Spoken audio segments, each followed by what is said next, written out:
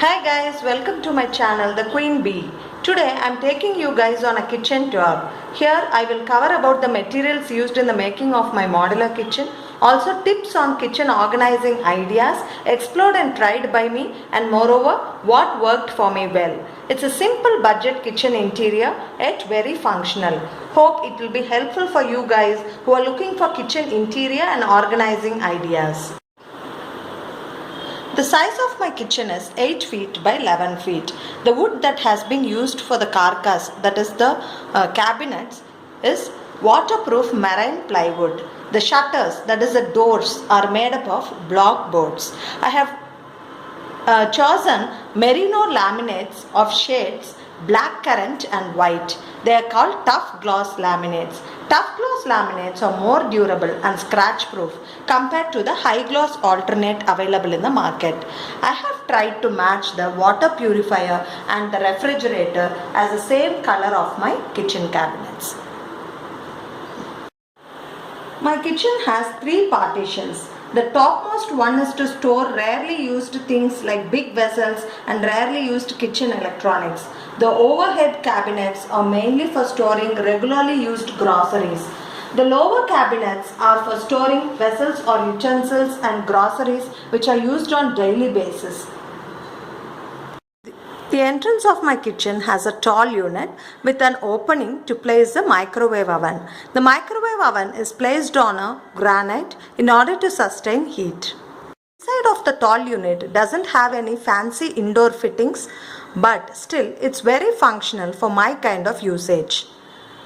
The top shelves holds the plates which will be used when guests arrive, tissue papers, disposable cups, plates, induction stove, etc. The bottom shelves hold all my cookers, hot packs, sandwich maker and rarely used bakewares, and also the trays. Next to the tall unit at the bottom I have 4 baskets. The left 2 are plain baskets which can hold up to 10 kgs of weight each. The right 2 are tandem boxes which can hold up to 30 kgs of weight each. In the left 2 plain baskets I have stored lightweight items like lunch boxes, ceramic bowls and the glass bowls for microwave, cutting boards, etc. I have stored them in suitable carton boxes in order to avoid the lids getting stuck between the steel grills in the plain basket. Plain basket I have stored big plastic containers for like snacks boxes, fridge containers, water bottles, etc. In the tandem boxes I have stored heavy grocery items like masalas, rava, atta items, the extra groceries that will not fit into the containers in the shelf. And in the bottom I have stored heavier items like rice container, atta container and other grocery stuffs which are heavy. In the right hand side of the baskets I have a cabinet where regularly used vessels are arranged. So I have used chart paper at the bottom of these shelves. It stays longer and intact compared to the newspaper. Important area in a kitchen which needs some planning. So here I have an L-shaped corner in one side of the kitchen. So my carpenter suggested me to have a single door with a joint in the center, but I did not prefer to go with it. So we have used 2 doors.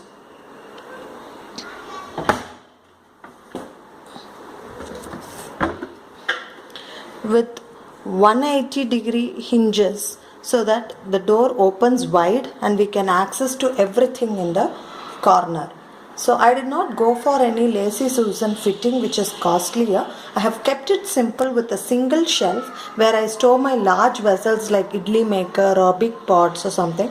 This vertical space is being used to store rice sack and the tall containers, etc.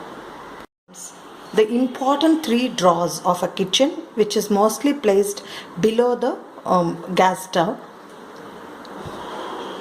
So this is a cutlery set. This is a plain basket with an additional cutlery tray which can be removed and cleaned. I prefer to store all my pressure cooker weights here. I keep one matchbox for emergency when the lighter doesn't work, and everything, lighters, knives, scissors, peelers, everything is being stored here. Some plastic spoons and stuffs for some measurements. The drawer where I keep my tumblers, hand blender, small frying pans, masala box, grater, pot holder and other stuffs. The plate holder, so when we put the plate in the provisions provided, it makes more noises, so we prefer to place it like this. Oil pull out, but I'm not using it as an oil pull out exactly. I keep my soap, shampoos, vinegar, other brushes and stuffs here. On a shelf here, it has a single door and it's very narrow and deep inside, so I keep all my unused stuff there, and also I store the oils. We use different kind of oils like coconut oil, groundnut oil, gingerly oil, etc. So I buy them in bulk and store it like this in a carton box so that to avoid spillovers. This comes a normal cabinet where I store my tawas, roti roller and pin, and puri press and other stuffs. Sink area. So I have kept some plastic covers which can be used for dustbins and other purposes. Then other laundry and toiletry related stuffs are kept here. Above these baskets, there are overhead cabinets. Let me show you what all I have stored there. So here I have a small snack station. Jam, ketchup, oil items are stored here, and the teacups are stored here. This rack came along with the microwave. I'm not using it in the microwave regularly, so I'm using it here in order to use the vertical space efficiently. Comes the interesting area that I like in my kitchen, the grocery store. So here I have used sleek tall containers to store all my grocery items like dal, chana, fried grams, cornflakes, dry chili and whatnot. Everything is stored in a single place. This is a very nice idea to save space and have everything in a single place. The cabinet where I have stored the salt, tamarind and other masala powder items here. The bottom corner shelf, I also have a corner shelf in the over the head cabinets.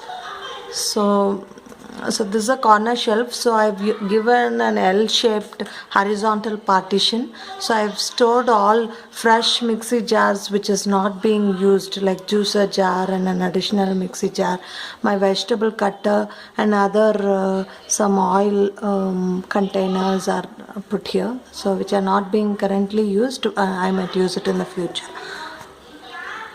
To that is a cabinet where I keep some of my spices, ghee, salt, pepper, nuts and all that.